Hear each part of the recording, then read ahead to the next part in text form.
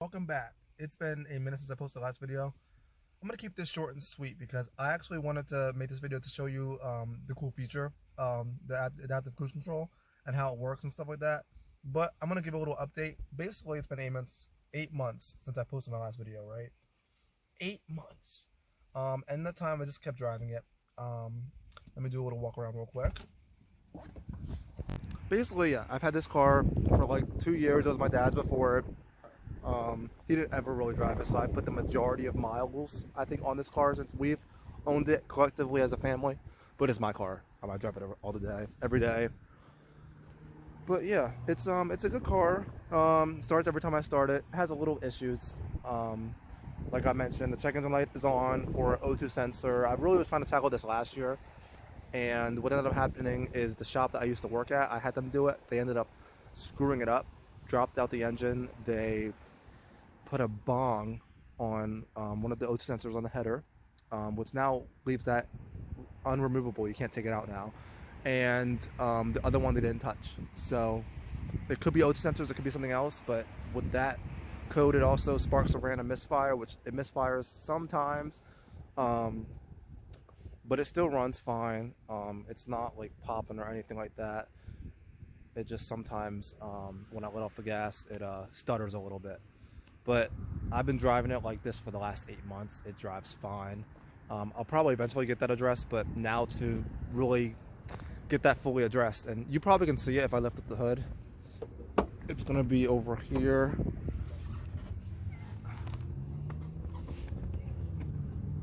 You're not gonna be able to see it, but it's down there. A slight coolant leak where I was putting coolant in every week. Honestly, it was terrible. So we were trying to find this issue. Ended up back here. Like, it's a common problem for these VQs.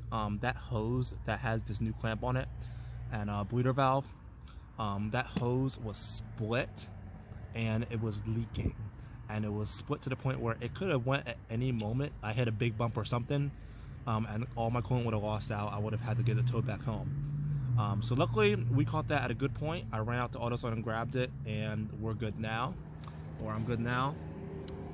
But yeah, everything else is pretty good. Haven't done any modifications to this car, and you know, I want to get it like mechanically fine. Like, I have front upper control arms, I have rear camber arms. Last year I was fighting tires. I was having to get tires all the time, and basically I did that. I had my shop do alignments on it like 5 times. We got it out to like almost no camber. I think no camber in the front, and like 2 degrees of camber, or no, 0.2 degrees of camber in the rear, and we got the tow to 0. So it drives good. Right now I'm having an issue that's unrelated to that, where my steering is loose, like 0 to 0.5 degrees of turn. There's nothing happening. So on the highway it feels a little bit loose. But old car things, I guess. This is 17 years old. 17? Yeah, I got that right. 17 years old. But I really want to show you this feature. I have adaptive cruise control that I use sometimes, and it's basically like a modern adaptive cruise control. Basically, how it works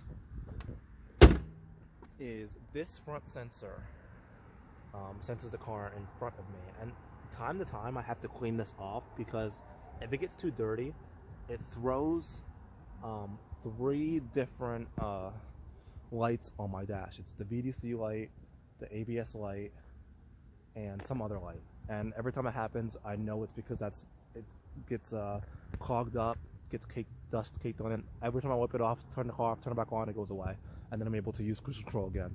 Now on this car you can use regular cruise control if you hold the cruise button, or if you just tap the cruise button, it lets you use the adaptive cruise control.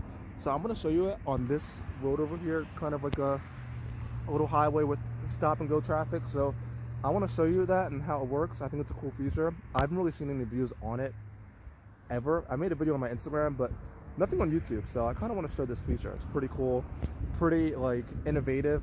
A lot of new cars have it, especially automatic cars. A lot of new stick shift cars might have it, but this is an early adoption of it, and it's early on stick shift cars.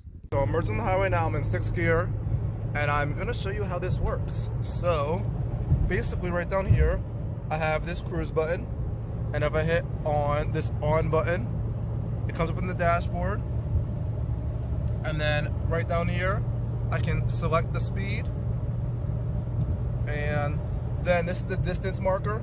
So that correlates to that right up there. If I press it, it shortens the distance between me and the car behind it up to 80. 85, and I'm gonna have it catch up to the car beneath me, and then once we get up there, it should start slowing down. It'll have the little car icon. I have my foot over the brake just in case it doesn't work, but it's up, senses the car, and we are slowing down. My foot is nowhere on the gas. So it's pretty cool innovative feature. It works pretty well too. If you get too close to the car, or if it can't brake by itself, what it will do is it will like make a beeping noise, beep beep beep beep beep, and then it'll brake. But yep, set to 83. As you can see, we're doing 60, so it is sensing the cars in front of me, and it's pretty cool it being a 6-speed. Now, if I put my foot in the clutch or put my foot in the brake or gas, it obviously stops after happening. But right now, it's speeding up again, speeding up to 80. And it's sensing the car in front of me with that little sensor, and it's braking. It's actually using the brakes. Pretty cool. This feature is best for highways. I don't really use it anywhere besides highways, and I don't really ever use it unless I'm driving for like a long period of time, or my foot is just like hurting from like the leg day. But yeah, it's working. We're going not 80 miles an hour. We're going 70. Also, when I'm turning, it also gives me less throttle if I'm asking for it. Now, if I get off this highway and leave it on, it's gonna speed up, even though I'm going off the on-ramp.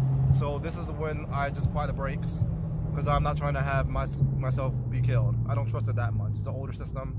These newer systems will come to a stop and then we'll start, but I don't trust this old system.